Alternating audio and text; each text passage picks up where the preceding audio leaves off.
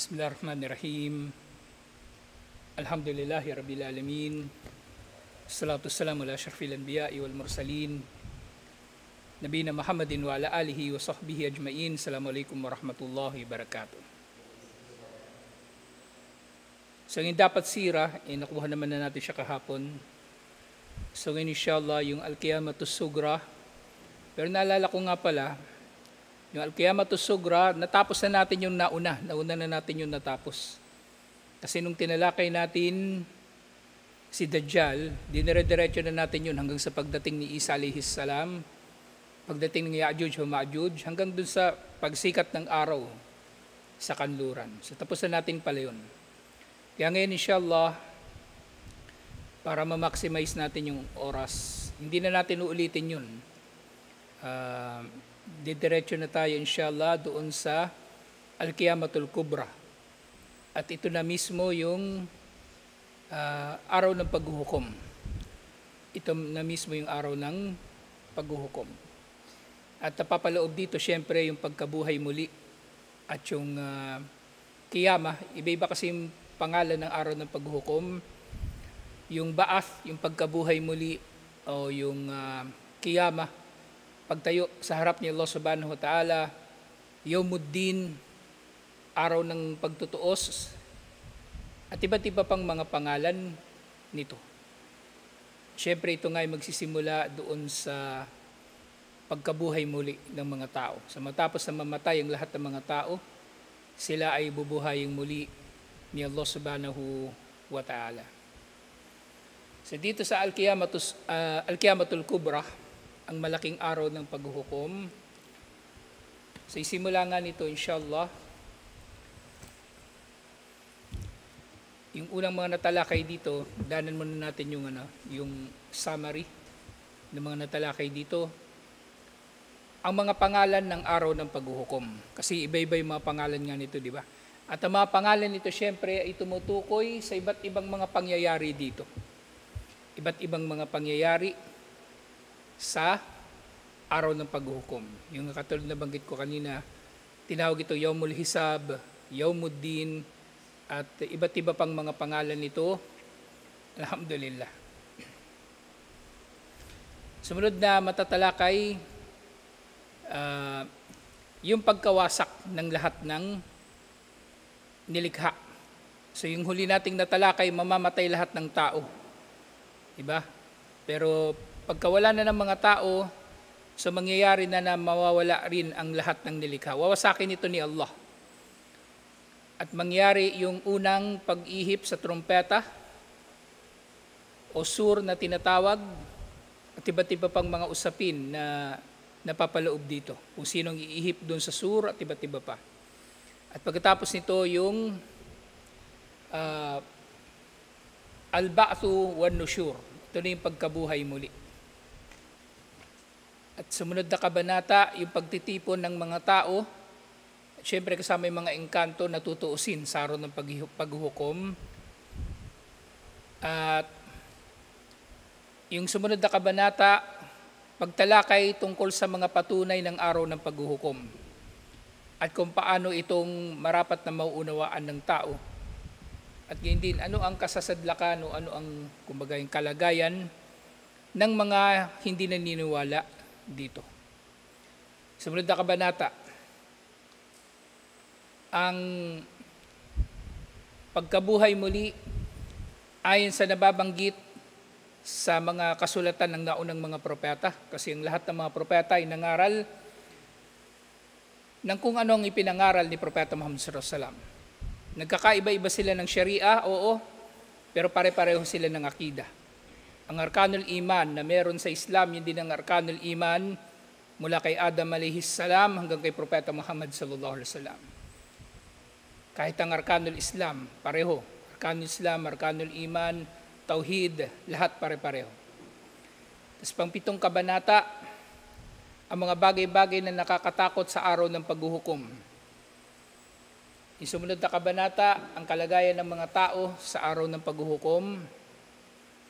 Tapos ang pamamagitan sa araw ng paghuhukom, syempre pangunahin dito ang pamamagitan ni Propeta Muhammad sallallahu alaihi wasallam. chapter 10 na lang mangyayari yung pagtutuos. So tutuusin ang mga tao. Siyempre magiging araw ito ng katarungan dahil si Allah subhanahu wa ta'ala mismo ang maghahatol. Chapter 11, ito na yung pagtutuos o pagsisingilan ng mga tao sa isa't isa sa araw ng paghuhukom. Tapos yung pagtataguyod ng pagtitimbang sa mga tao at ilan sa mga mangyayari bago makapasok ang tao sa paraiso, yung hold, at syempre yung pagtitipon ng mga tao kung sila ba ay papapasukin sa paraiso o impyerno. Dito na mababanggit yung sirat. Dito na mababanggit yung sirat at iba pang mga mangyayari. Alhamdulillah. So dito sa usapin na ito, ang unang usapin, at-ta'rifu bil qiyamatil kubra. Ang kahulugan ng tinutukoy na al-qiyamatul kubra. Ang qiyamatul kubra, in contrast doon sa al-qiyamatus sugra, yung maliit na araw ng paghuhukom, ito yung mga mangyayari pagkatapos ng kamatayan ng tao, yung al-qiyamatus sugra, pagkatapos ng kamatayan ng mga tao, hanggang sa pagkaubos ng mga tao dito sa mundo. Yung kasama na din yung mga huling mangyayari, yung pagsikat ng araw sa kanluran, at iba't iba pa. Sige nga, sayati yawmun, yubidul hayyu al-qayyumu fihi al-hayata wal ahya. Darating ang araw na si Allah subhanahu wa ta'ala, na siyang al-hayyu at ang al-qayyum, ang buhay na hindi namamatay, at ang tagapagtaguyod ng lahat ng mga nilikha na hindi nangangailangan ng anuman mula sa kanyang mga nilikha. Darating ang araw na papatayin niya o aalisin niya ang buhay at aalisin niya ang lahat ng may buhay. Dudulutin niya lahat sila ay mamamatay. Dudulutin niya na lahat sila ay mamamatay. Musdakan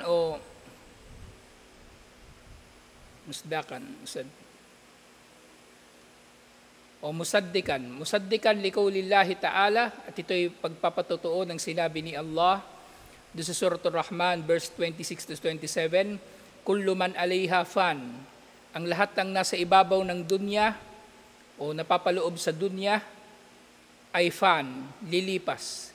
Wa yabqa wajhu rabbika dhul jalali wal ikram. At ang mananatili na lamang ay ang mukha ng iyong Panginoon na nagtataglay ng karangalan at nagtataglay ng kadakilaan. Si Allah subhanahu wa ta'ala lang ang mananatili. Lahat papatayin at wawasakin ni Allah subhanahu wa ta'ala. Sa mga ganitong aya, nga nalalaman natin ang Suratul Rahman, doon pa lang sa Makkah, ipinahayag na ito.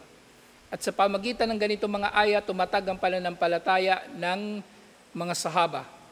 Kasi naunawaan nila na ang mundo ay panandalian lang. Hindi nila ginawang paraiso ang mundo. At ang marami sa mga pighati ng mga tao na nangyayari dito sa mundo, kung bakit sila gumagawa ng masama, bakit sila nanlalamang, bakit sila nandurugas, bakit sila nakakalimot sa pagsamba kay Allah, ginagawa na nilang paraiso ang mundo. Naghahangad sila masyado rito sa mundo ng mga bagay-bagay na pinagnanasaan nila. Pagyaman, impluensya, mataas na posisyon sa lipunan, babae, bisyo, ginagawa nilang paraiso ang mundo. Pero mga sahaba, at tayo na rin, kukuha tayo ng halimbawa o huwaran sa kanila, alalahanin natin palagi, mawawala ang lahat ng ito.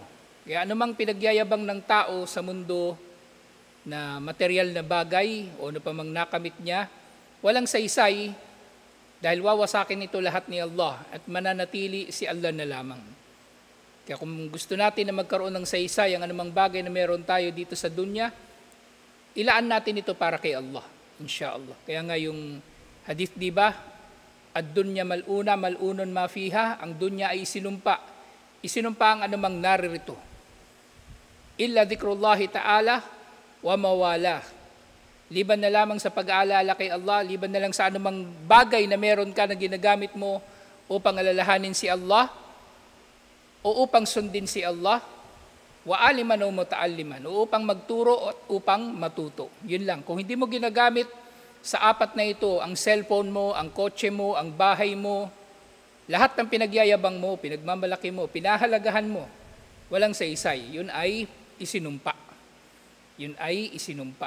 So dapat magagamit mo yun alang-alang kay Allah subhanahu wa ta'ala. Again din sa Suratul Qasas verse 88, kullu shay'in halikun illa wajha. Lahat ng bagay ay mawawasak liban na lang sa mukha niya, mukha ni Allah. So dito sa parehong aya na ito, parehong tinukoy ang mukha ni Allah. Pero syempre hindi ito katulad ng mukha ng tao. Tinutukoy dito mukha ni Allah, literal na mukha ni Allah. Literal na mukha ni Allah. Ngayon paano itong mukha ni Allah? Hindi natin alam. Yung mga pilosopo lang ang namomroblema sa bagay na ito. Basta sinabi diyan mukha, hindi natin kailangang mamilosopo diyan. Papaliwanag natin. Katulad ng mga pilosopo. Hanggang sa darating sila sa pagtanggi na si Allah ay may mukha. Para daw hindi hinahalin tulad ang mukha ni Allah sa mga nilikha, kailangan daw itanggi na ito ay mukha. Dapat daw ang kahulugan nito ay kadakilaan ni Allah. Mas marunong pa sila kay Allah. Sinabi nga diyan mukha eh. Sila may problema, hindi si Allah ang may problema. Sila yung nagbibigay ng mali siya sa mga aya. Thumma ya'ti waqtun yu'idullahu al-ibadah wa yab'athuhum. At pagkatapos ng araw na ito ng pagkawasak, ibabalik ni Allah o magkakaroon ng oras na ibabalik ni Allah ang kanyang mga alipin at bubuhayin silang muli. Fa yuwaqqifuhum bayna yadayhi wa yuhasibuhum ala ma qaddamuhu min a'malin. Bubuhayin niyang muli ang kanyang mga alipin, patatayuin niya ang mga ito sa harapan niya, harapan ni Allah subhanahu wa ta'ala, at tutuusin niya ang kanilang mga ginawa. Tutuusin niya ang kanilang mga ginawa. Wa sayulaki al-ibadu fi hadal yawm fi hadal yawmi shay'an aziman min al-ahwal. At sa araw na ito, makakaharap ng tao yung mga bagay-bagay na matitindi, nakakatakot sa araw na ito. So kahit mananampalataya, makakaramdam ng takot sa araw ng paghuhukom. Kaya huwag na magmamalaki ang tao na iniisip niya marami na siyang mabubuting nagawa, na iniisip niya na ligtas na siya sa anumang pagsubok dito sa mundo o kaya magiging ligtas na siya doon sa araw ng paghuhukom. Dapat nananatili tayo na nangangamba sa ating mga kalagayan. Kasi kapag ang tao naging kampante, naging kumpiyansa, wala itong kahihinatnan, kundi pagmamalaki. O kaya maling pag-aakala na siya ay ligtas na. Na dahil dito, tatama rin na siya sa gawaing pagsamba, hindi niya pahalagahan ng pagsamba, at makakaisip na naman siya mas masahol gumawa ng masama. Kasi yun nga, yung moral licensing palagi kong sinasabi sa inyo. Wag ninyong iisipin na marami na kayong nagawang mabuti na pwede na kayong magkasala. At iisipin ng tao, pwede na ako magbisyo ngayon kasi marami naman akong ginawa nung nakaraan eh. Inisip ng tao, tatabunan ng marami kong mabubuting gawa, ang masama kong gagawin. Hindi. Kung ganun ang isip ng tao, ibig sabihin walang ikhlas yung mga nauna niyang mga ginawa. Waliyadu billah. Walang ikhlas.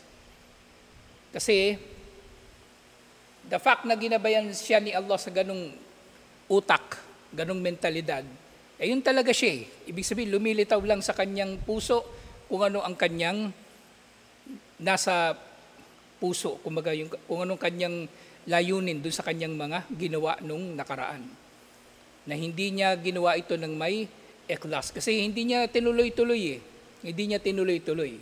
O nakaisip siya na gumawa ng masama dahil nakagawa na siya ng mabuti. Isa yun sa mga sinasabi ng mga scholar na posibleng mga dalil kung magkakaroon man tayo ng paghahatol sa gawain ng tao, kung meron siyang ikhlas o wala, kapag meron taong ganito mag-isip na pwede na siyang gumawa ng masama kasi nakagawa na siya ng maraming mabuti. Hindi ganun. Hindi ganon. Kasi maaring yung ganong mga pananalita o ganong mga paniniwala ay mga dalil lang o batayan ng kawalan niya ng ikhlas, waliyadu billah. Na sa ganong paraan nga, yung sinasabi ng mga scholar, sa ganong paraan pawawalan din ni Allah ng saysay yung kanyang mga naunang mga nagawa. Kumbaga, yung pinagyayabang niya, marami siyang nagawang mabuti, marami siyang napasyahada o ano paman, tapos gagawa siya ng masama kasi inisip niya sapat na yung pantakip sa masama niyang gagawin, yun ay dalil lamang ng pagiging batil ng kanyang mga nauna ng ginawa. Nakagawa man siya ng mabuti, baka tsamba lang yun eh. Tsamba lang na nakagawa siya ng mabuti, pero wala talaga sa layunin niya na gumawa ng mabuti alang-alang sa kaluguran ni Allah. Ginawa niya yung mga yon, unang-una, maaring para maningil ng utang na loob, para magkaroon ng tao ng utang sa kanya o utang na loob, magagamit niya, mautusan niya o kumbaga masisingil niya sa mga kabutihan niya. So dapat yung tao kapag gagawa ng mabuti, alang-alang kay Allah. So ito yung dahilan din kung bakit wajh yung binabanggit doon sa naunang dalawang ayan na nabasa natin. Kasi ang wajh ni Allah, ito rin ang terminolohiya na ginagamit para sa ikhlas. Na ginagawa natin ang mga bagay-bagay na mabubuti para sa mukha ni Allah, sa paghahangad sa mukha ni Allah, sa paghahagad sa kaluguran ni Allah. Na mawawala ng saysay ang lahat, liban na lamang sa ginawa ng tao para sa kaluguran ni Allah subhanahu wa ta'ala. Kasi nga sa araw na ito, bubuhay ni Allah ang kanyang mga alipin, patatayuin sa harapan niya, tutuusin niya ang kanilang mga gawain at makakaharap ng mga alipin ni Allah sa araw na ito ang mga nakakatakot na mga bagay. Wala yanju min tilkal ahwali illa man aadda lidhalikal yawma o lidhalikal yawmi. Addathu minal imani wal amali as-salih. At wala nga maililigtas sa araw na yaon. Siyempre wala ngang sino sa atin ang makakatiyak na maliligtas siya sa araw na yon. Pero kung sino mang nagdanais na maligtas sa araw ng paghuhukom mula sa anumang nakakatakot na mangyayari doon, kahit lalo na sa impyerno. Kung nakakatakot ang araw ng paghuhukom, siyempre maunang mangyayari na yung libingan, di ba? Doon pala sa libingan, marami nang nakakatakot na mangyayari doon.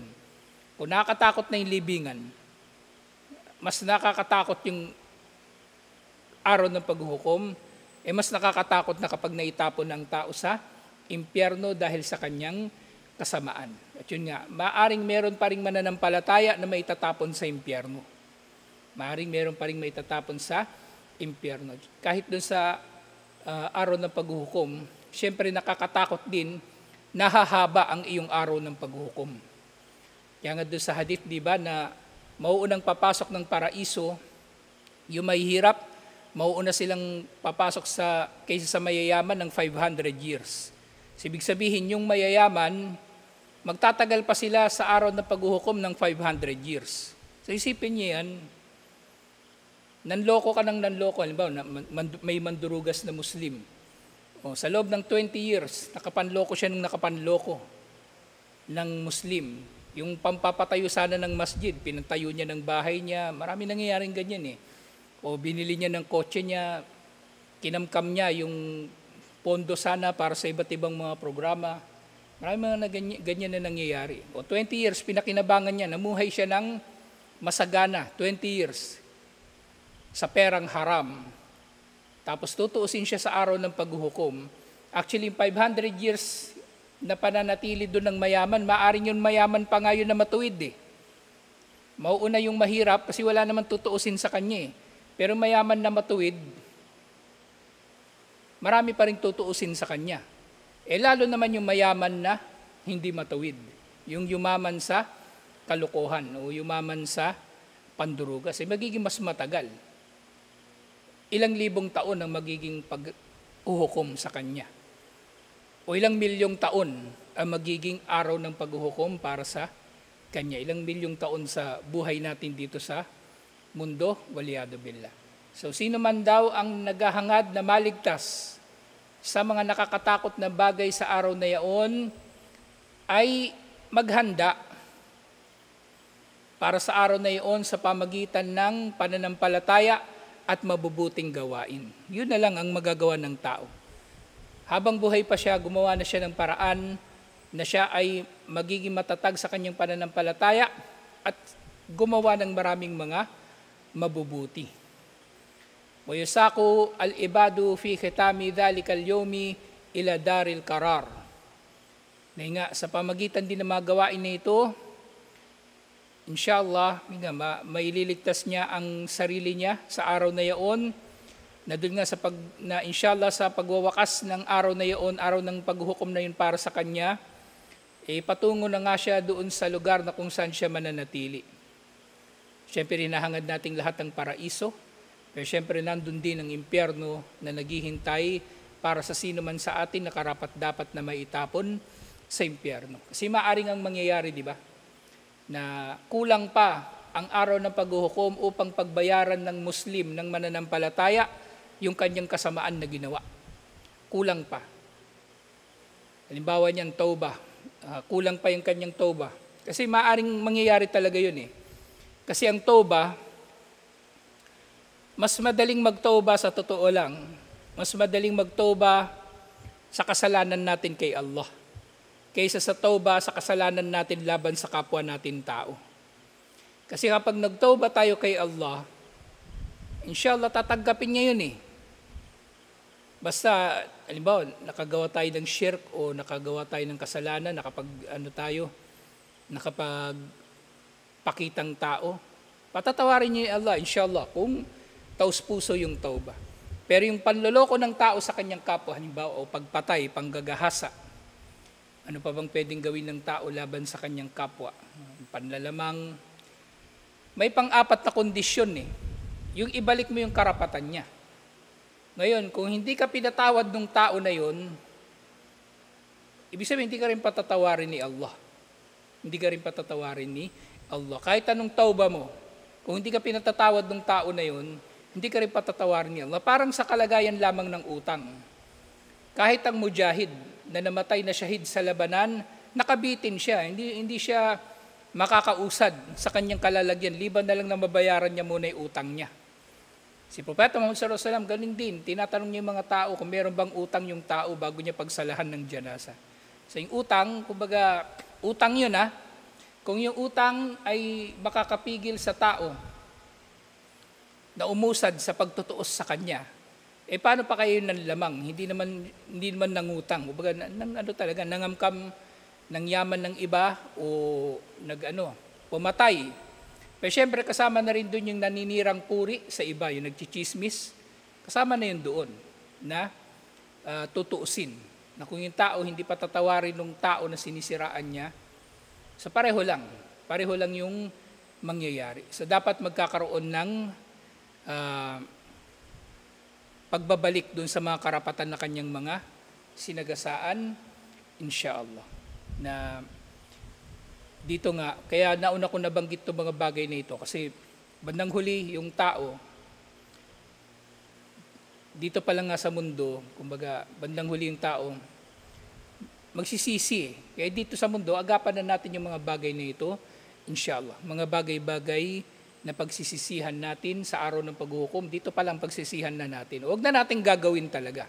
Huwag na nating pangangahasan pa na gawin, inshallah. Kaya nga, yung gafla, yung pagkalingat ng tao na nagkakagawa siya ng maraming mga kasalanan, dulot yun ng pagiging mahina ng kanyang pananampalataya. O kaya mali na pag-aakala niya. Inakala niya na maliit lang na kasalanan yung isang bagay na ginagawa niya pero malaki pala. At syempre yung pinakamasahol, yung nag-aakala siya na hindi siya nagkakasala, pero nagkakasala pala siya. Akala niya hindi siya nagkakasala, pero nagkakasala pala talaga siya. Ayun nga, yun ang kahulugan ng takwa.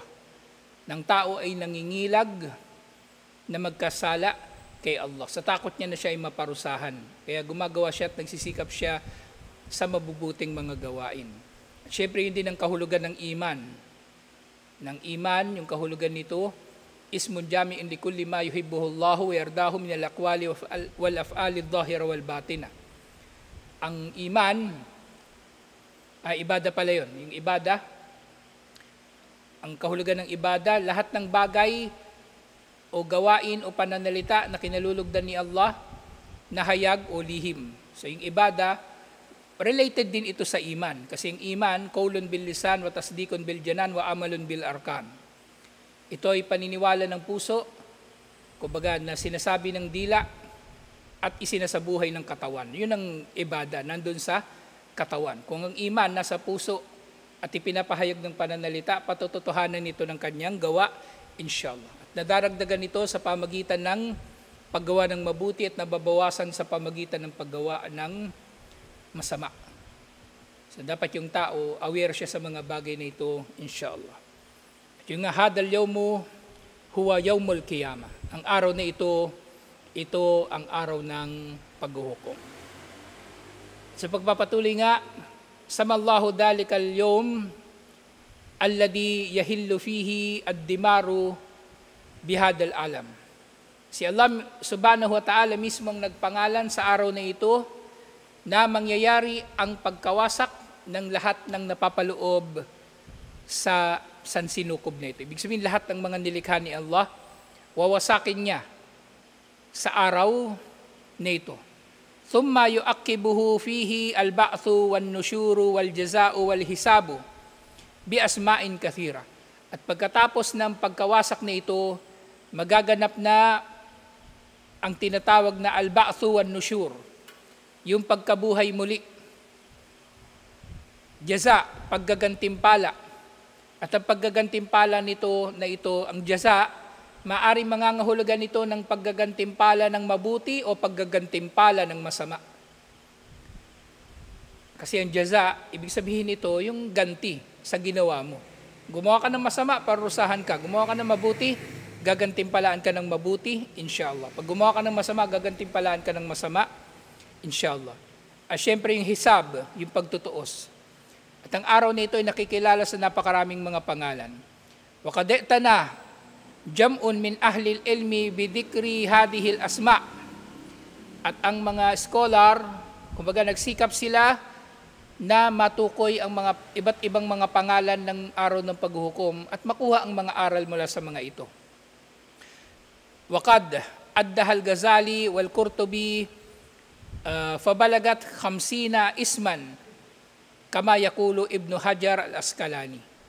Sa mga scholar katulad ni Imam al-Ghazali, Imam al-Qurtubi at gayon din si Ibn Hajar al-Asqalani, sa kanilang pagbibilang ay umabot ang nalaman nila na pangalan ng araw ng paghuhukom sa 50 pangalan.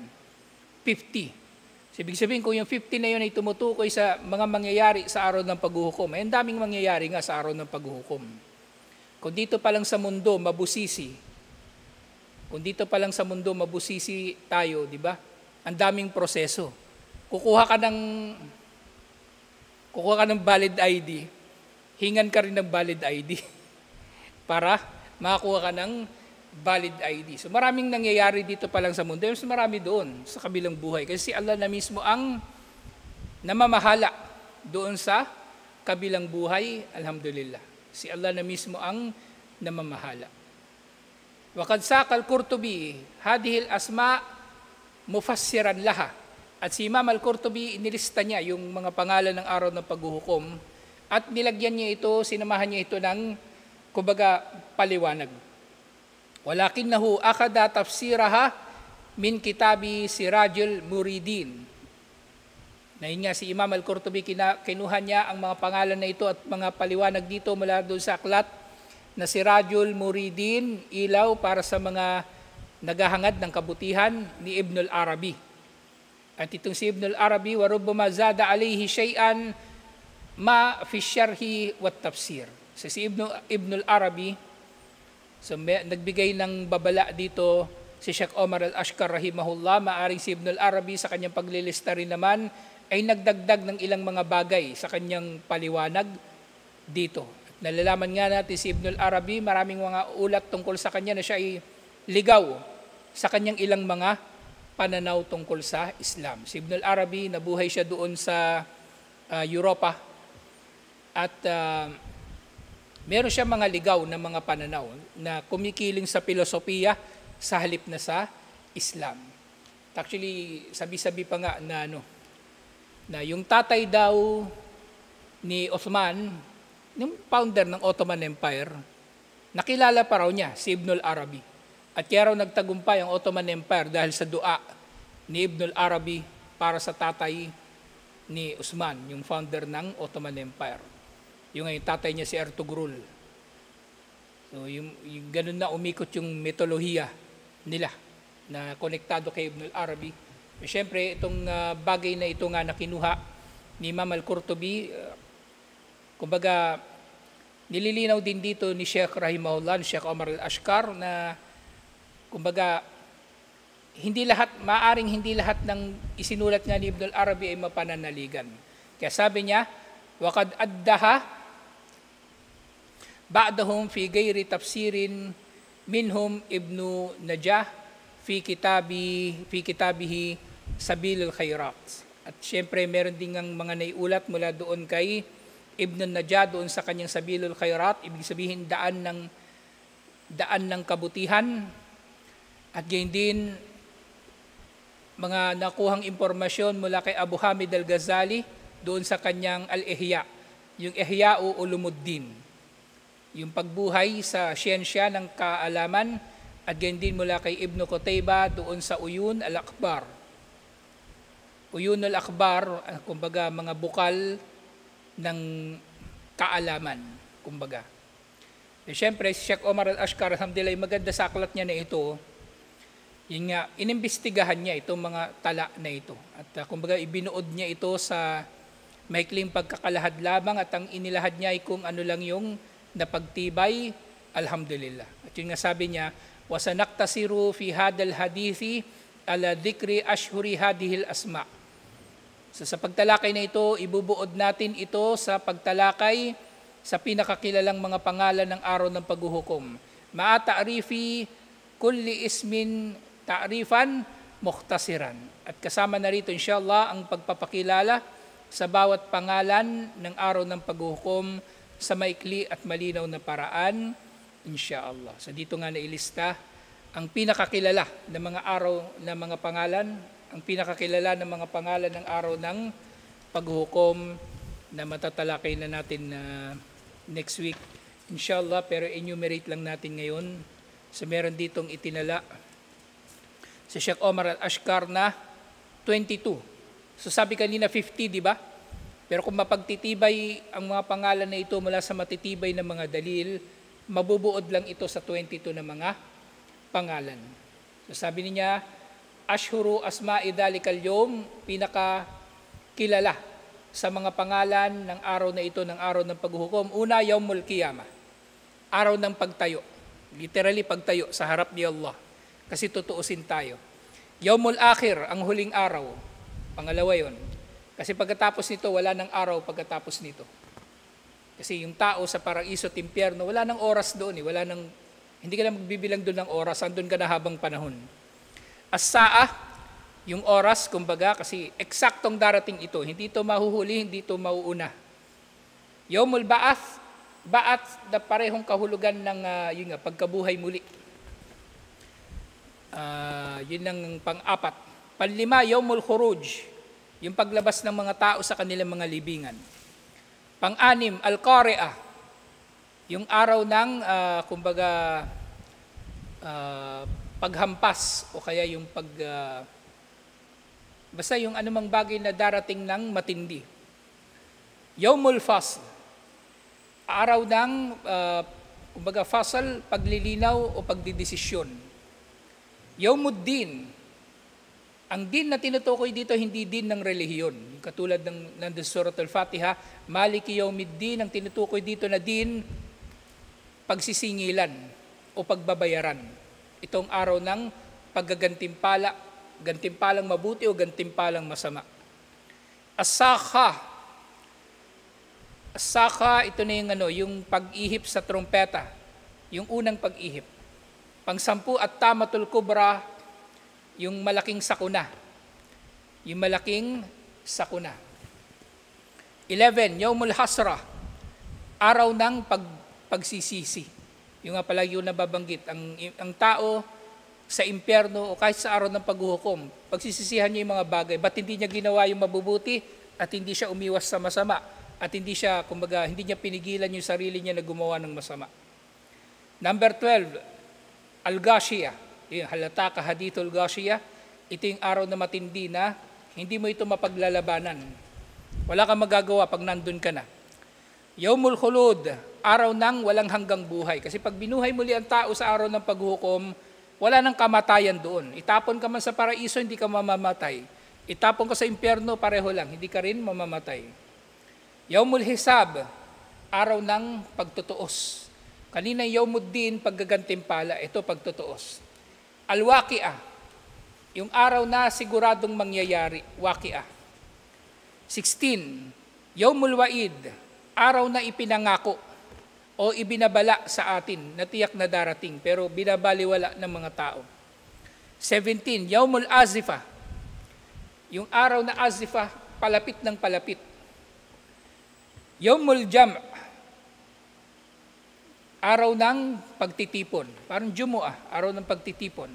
Al-Haqqah, araw na sigurado, araw na siguradong darating, hindi mapipigilan. 20, Yaumut Talaq, yung talak dito hindi yung talak na na diborsyo, hindi. Talak ibig sabihin pagkikita. Magkikita-kita yung mga tao lahat. Siyempre, pati si Allah na nandun na magtutuos sa atin. 21, Yaumut Tanad, araw ng pagtatawagan. Araw ng pagtatawagan. Kasi magkakaroon ng mga pagtatawagan dito yung mga tao, hihingi sila ng tulong sa iba at iba't iba pang pagtatawagan. At yung mga nga, di ba, yung mga kuffar, tatawagin nila yung mga nagligaw sa kanila na sana doble yung parusa nila at iba't iba pang mga mangyayari. Yaumut Tagabun, araw ng pagkalugi o araw ng pagkita. Yung kikita yung tao sa kanya mabuting ginawa at yung masasama kikita o malulugi. At yung gumawa ng masama, malulugi sa kanilang kasamaan na ginawa. So ito, 22 na mga kilalang pangalan ng araw ng paghukom na napagtibay, alhamdulillah, na matatalakay pa natin na mas malalim, insyaAllah. Assalamualaikum warahmatullahi wabarakatuh.